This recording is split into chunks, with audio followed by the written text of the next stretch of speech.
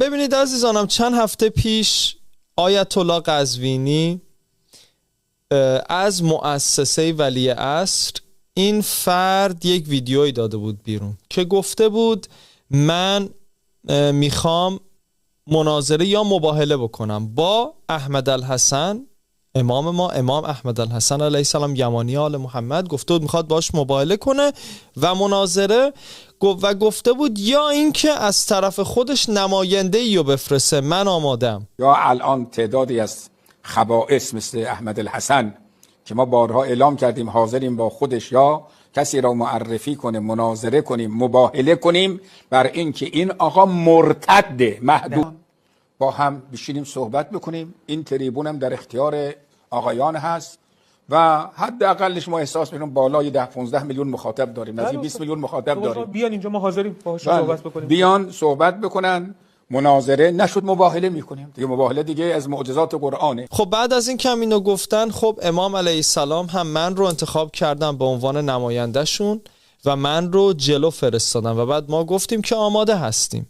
ویدیوش هم هست روی اینستاگرام، میتونید ببینید. الان که شما دارید دعوت به مناظره و مباهله میکنید، ما هم این دعوت شما رو قبول میکنیم و امام ما برای شما یک نفر رو نماینده انتخاب میکنند و برای مناظره و مباهله با شما میفرستند. ولی جزو شرطش این هست که همونطور که شما این برنامه رو به صورت زنده میخواین در شبکه خودتون پخش کنید که این فردی نماینده‌ای که از طرف امام میاد با تو قزوینی مباهله کنه و مناظره کنه، در شبکه ما هم به صورت زنده ما هم این رو پخش میکنیم برای تمام مردم که انشالله با امید خدا بتونن این برنامه رو تماشا کنن. پس ما مباهله و مناظره شما رو قبول میکنیم به شرطی که خودت بیای جلو و امام هم نماینده‌ای رو تعیین میکنه، میفرسته در شبکه شما و در شبکه ما به صورت زنده پخش خواهد شد. ما هم اعلام آمادگی کردیم ولی متاسفانه قزوینی اومد و گفت خیر، من مناظره و مباهله نمی کنم و فرد دیگه ای رو به نام شریفی انتخاب کرد و گفتش که بیا با شریفی مناظره یا مباهله کن و بعد گفتش که من فقط به شرطی میام که خود احمد الحسن بیاد مناظره یا مباهله و بعد گفت احمد الحسن عزیزاشو بیاره، بچه‌هاشم بیاره، منم زن و بچه‌مو میارم که با هم مباهله کنیم. من بازم دارم اعلام میکنم اگر خود آقای احمد الحسن شخصا بیاد ما در شبکه‌مون پخش میکنیم، شما هم در هر شبکه‌ای در فضای مجازی هر کجا خواستید پخش کنید، نه تنها تو یک شبکه، تو 50 تا شبکه هم زنده پخش بشه.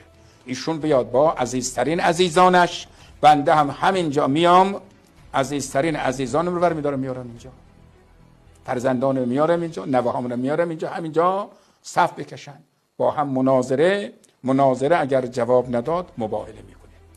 اگر نه این آقایانی که دو گوشه کنارها، این علاقه مزغهایی که دارن میان، ما شاگردانمون جناب آقای شریفی را ما بارها گفتیم، شکست شریفی رو من شکست خودم میدانم، بارها گفتم بازم دارم میگم، شکست شریفی رو من شکست خودم میدانم. میبینید که چطور اینها، این کذابین و این دروغگوها جایگاه خودشون رو تغییر میدن، حرفایی که خودشون میزنن رو پس از چند روز یا پس از یک هفته تغییر میدن و این موضوعی هست که ما از این آخوندها و علمای مسلمین کلن بسیار میبینیم. مذاکره با آمریکا در شأن ملت ایران نیست. این اعتراف دیگه اعتراف وجدانی. مذاکره با آمریکا یعنی این، یعنی تحقیر. مذاکره با آمریکا یعنی ذلت. مذاکره با آمریکا یعنی اصالت‌ها را از دست دادن. نکته‌ای که دارم این است که پذیرش این مذاکرات غیر مستقیم از سوی نظام عمل به این آیه است و ان جنحوا للسلم فاجنح لها و توکل علی الله انه هو السمیع العلیم. این آیه میگه اگر اینا ابراز کردند که میخوان با شما مذاکره کنن، شما نه. موضوع جدیدی نیست، بسیار اینها دروغ میگن، حرفایی میزنن که بعد وقتی وقت عمل میرسه حرفشون رو تغییر میدن. خودتون این رو دیدید.